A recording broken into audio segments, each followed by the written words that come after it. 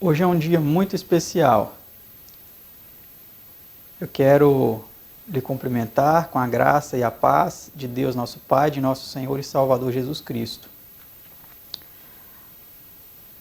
E quero lhe dizer que hoje é um dia especial porque vamos estudar um tema muito importante, o tema de número 83, que tem como título A Lei de Deus.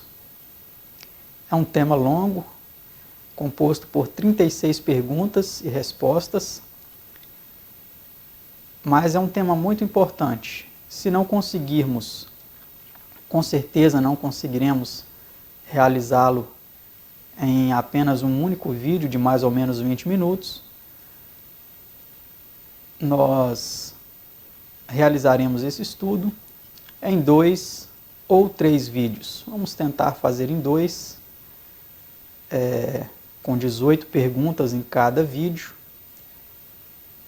mas se não conseguirmos, por causa dos comentários, das explicações, nós o faremos em 3 vídeos, tá certo?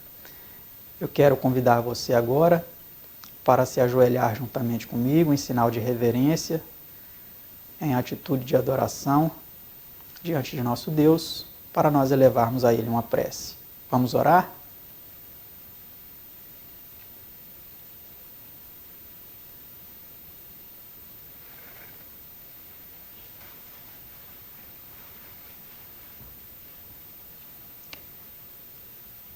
Pai Santo, Deus amado, Criador e mantenedor do universo, também deste planeta e das nossas vidas. Louvado e engrandecido seja o Teu nome e o nome de Seu Filho unigênito, nosso Senhor e Salvador Jesus Cristo. Te agradeço, Senhor, por poder mais uma vez estudar a Tua Palavra com os nossos telespectadores, com os nossos inscritos, com aqueles também que não são inscritos, mas estão acompanhando este estudo da Tua Palavra. E pedimos, Senhor, que nos abençoe, ilumine nossa mente, nos dê entendimento para compreendermos a Tua lei e a importância da mesma para a nossa vida. Ó Pai Santo, tenha misericórdia de nós. Nos perdoe pelos pecados que temos cometido contra Ti, Senhor. E nos ajude a cada dia a sermos servos melhores, sermos mais obedientes, mais fiéis a Ti, a Tua Palavra, vencendo, Senhor, as tentações, as provações que tão de perto nos assediam, para estarmos assim, Senhor, sendo filhos fiéis e obedientes. Te suplicamos essas bênçãos e suplicamos, Senhor, que nos conceda a luz de Teu Espírito ao estudarmos este tema tão importante. Te pedimos essas bênçãos em nome de Seu Filho unigênito, nosso Senhor Jesus. Amém.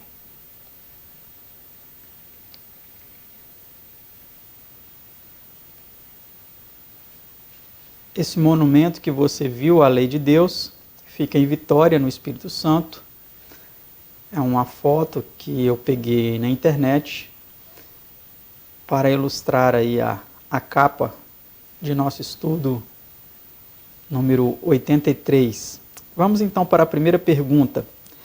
Ao tirar Deus o seu povo do Egito, como tornou ele a publicar a sua lei? Vejamos. Então o Senhor vos falou do meio do fogo. A voz das palavras ouvistes. Porém, além da voz, não vistes figura alguma.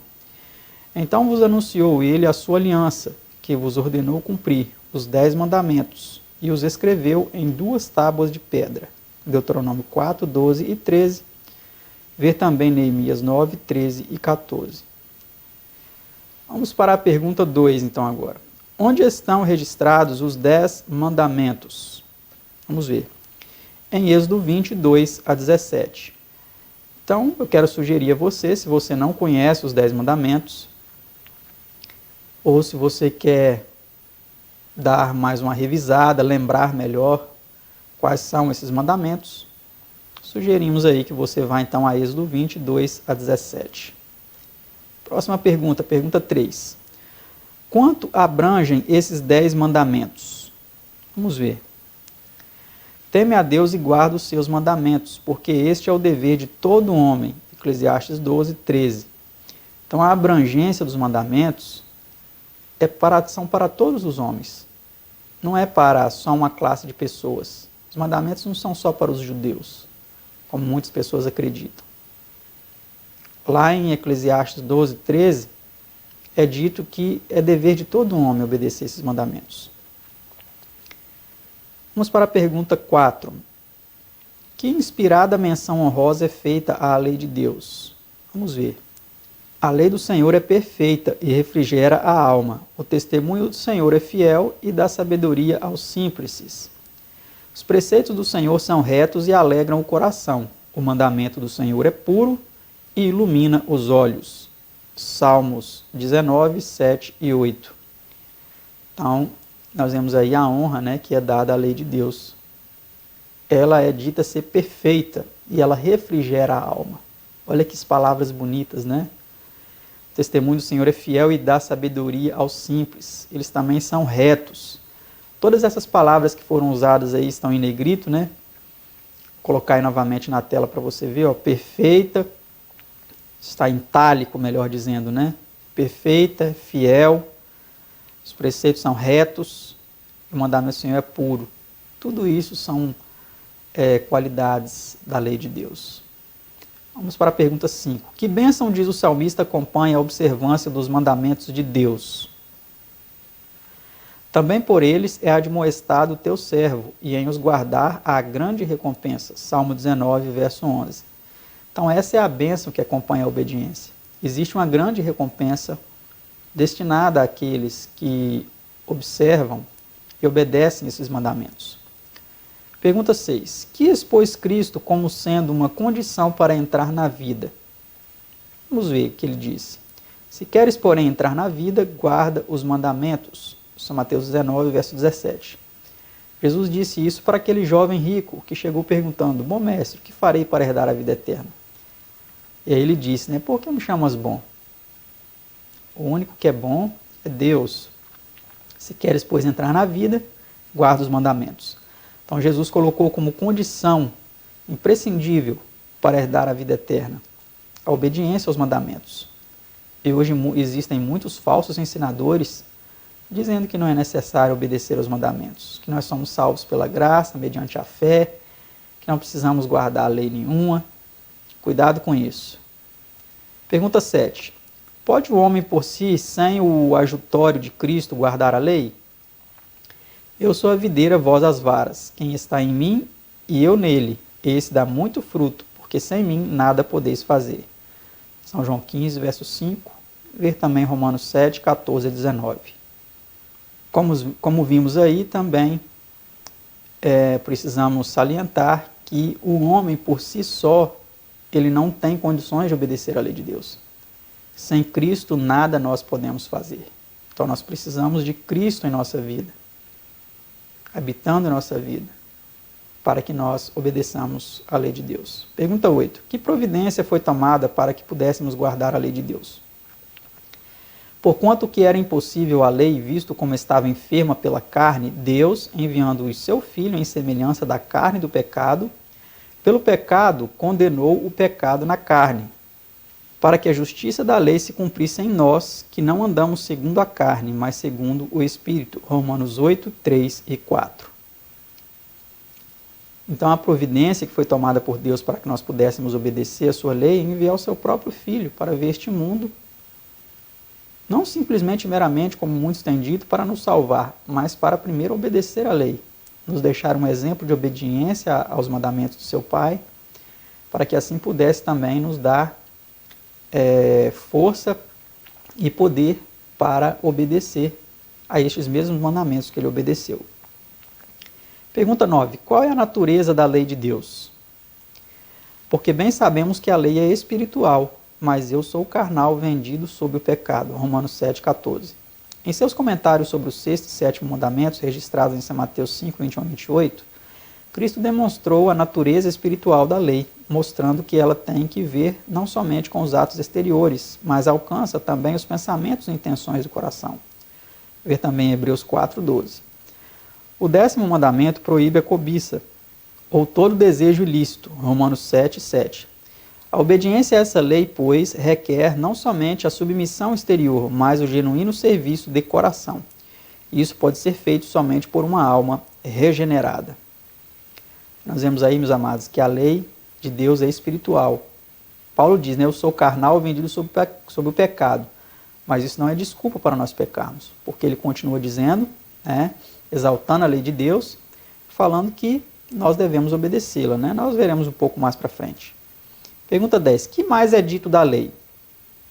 E assim a lei é santa, e o mandamento santo, justo e bom. Romanos 7:12. Olha aí como Paulo exalta, né, a lei de Deus. Pergunta 11. Que é revelado na lei de Deus? E sabes a sua vontade de Deus, né? E aprovas as coisas excelentes, sendo instruído por lei. Romanos 2:18. Então a lei de Deus revela a vontade de Deus, né, para a nossa vida. Pergunta 12. Estando Cristo na terra, qual foi sua atitude para com a vontade de Deus, ou seja, a sua lei?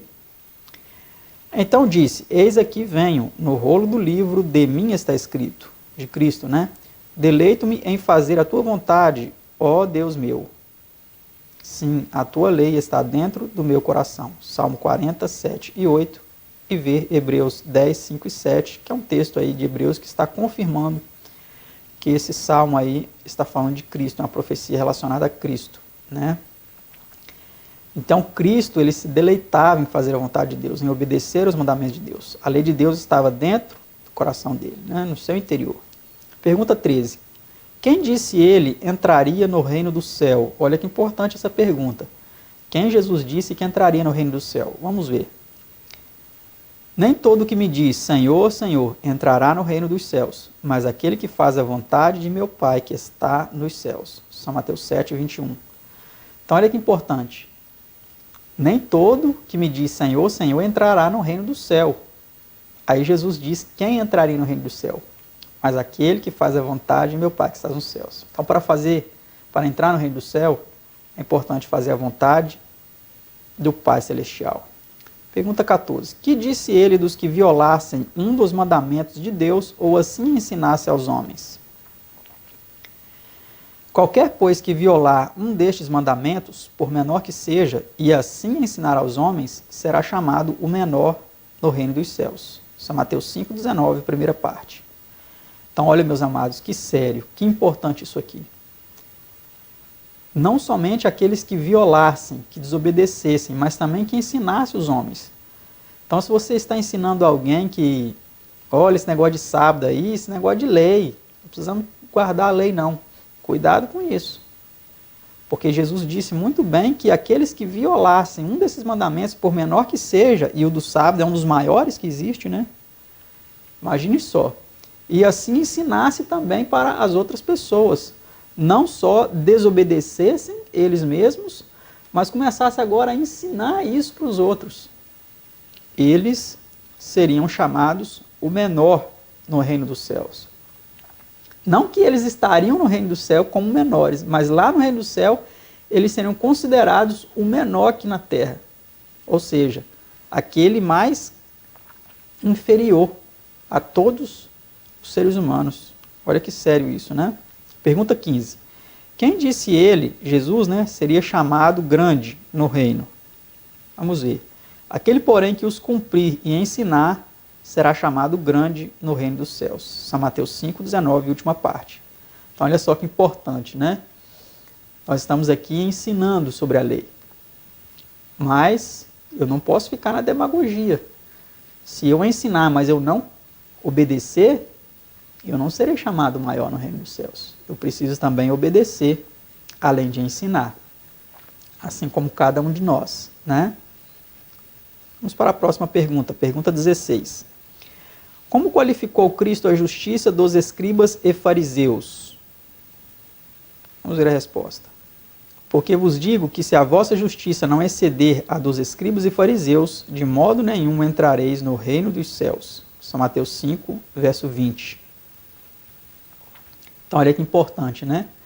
Jesus, mesmo repreendendo os fariseus muitas vezes, ele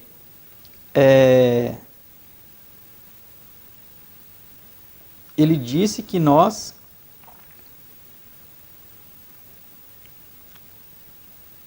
deveríamos exceder em muito a justiça dos escribas e fariseus, né? Por quê? Porque eles professavam guardar toda a lei de Deus, mas eles tropeçavam em muitas coisas, né? Em outras partes, Jesus diz que eles transgrediam os mandamentos de Deus por causa da tradição. Então, Jesus vem colocando aqui que nós deveríamos exceder a justiça deles, né? Porque ela era insuficiente, podemos entender assim, né? Vamos para a pergunta, então, 17. Aqui de nosso estudo 83, tema a lei de Deus. Pelo que reprovou Cristo os fariseus. Então vamos ver agora um dos motivos pelos quais Cristo reprovou os fariseus. Vamos ver a resposta. Ele, porém, respondendo, disse-lhes: por que transgredis vós também o mandamento de Deus pela vossa tradição? São Mateus 15, verso 3. Vendo exatamente sobre aquilo que eu havia dito. Ele perguntou, né? Foi uma pergunta em forma de reprovação. Por que vocês estão transgredindo os mandamentos de Deus por causa da tradição de vocês? Né?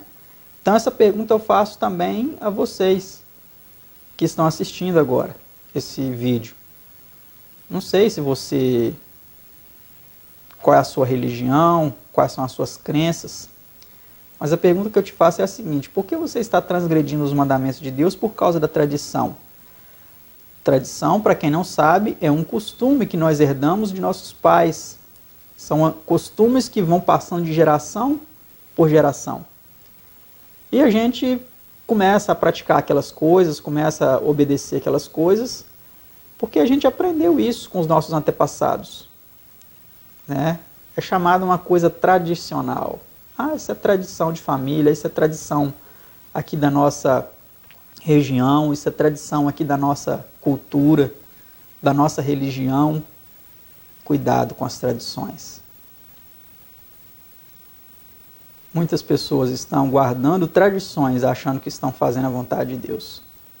Muito cuidado com isso. Vamos para a pergunta 18, então, e a última dessa primeira parte do nosso estudo, a lei de Deus. Como haviam eles feito isso? Vamos ver o que eles haviam feito para desobedecer os mandamentos de Deus em favor das suas tradições. Porque Deus ordenou dizendo: honra teu pai e a tua mãe, que é o 5º mandamento, né? Mas vós dizeis: qualquer que disser ao pai ou à mãe é oferta, né, ao Senhor. A gente colocou reticências para reduzir, né? Esse não precisa honrar nem o seu pai nem a sua mãe. E assim invalidastes pela vossa tradição o mandamento de Deus. São Mateus 15, 4 a 6. Então, meus amados, os fariseus, o que eles faziam? Eles tinham lá um costume que era o seguinte, chamada, em algumas traduções, fala corban. O que era corban? Corban é que eles falassem assim: não, isso daqui é corban, é dedicado ao Senhor. Podia ser um dinheiro, moedas de ouro, de prata, né? Que naquela época não tinha dinheiro de papel como nós temos hoje, o dinheiro era moedas, né? Então, tudo que eles recebessem, se eles falassem assim: isso aqui é corban, aquilo ali era dedicado a Deus, aquilo ali não podia ser tirado nenhuma moedinha para poder ajudar o pai ou a mãe dele que estava doente, que estava necessitando, ou que estava precisando de comida, de alimento. Então Jesus falou: ó, vocês estão invalidando o mandamento de Deus, honra teu pai e tua mãe, que é o 5º mandamento da lei de Deus, por causa dessa tradição de vocês. E hoje, qual é o mandamento que muitas e muitas pessoas estão invalidando por causa da tradição? a guarda do sábado. Porque é tradição guardar o domingo, muitas pessoas estão desconsiderando a guarda do sábado. Ah, o domingo é o dia tradicional da família. Isso já existe muitas gerações. As pessoas descansar no domingo. Ah, a gente descansa no domingo em honra à ressurreição de Cristo. Mas Jesus não pediu isso em lugar nenhum. Foram coisas inventadas por homens. Por mais que tenha uma justificativa aparentemente plausível, mas Jesus não pediu isso. Tá certo? Então que Deus nos abençoe para que nós possamos refletir na importância da obediência aos mandamentos e ver se o que nós estamos seguindo é tradição ou é mandamento de Deus. Os mandamentos de Deus estão lá em Êxodo capítulo 20, versículo 3 a 17, que nós reflitamos lá, tá?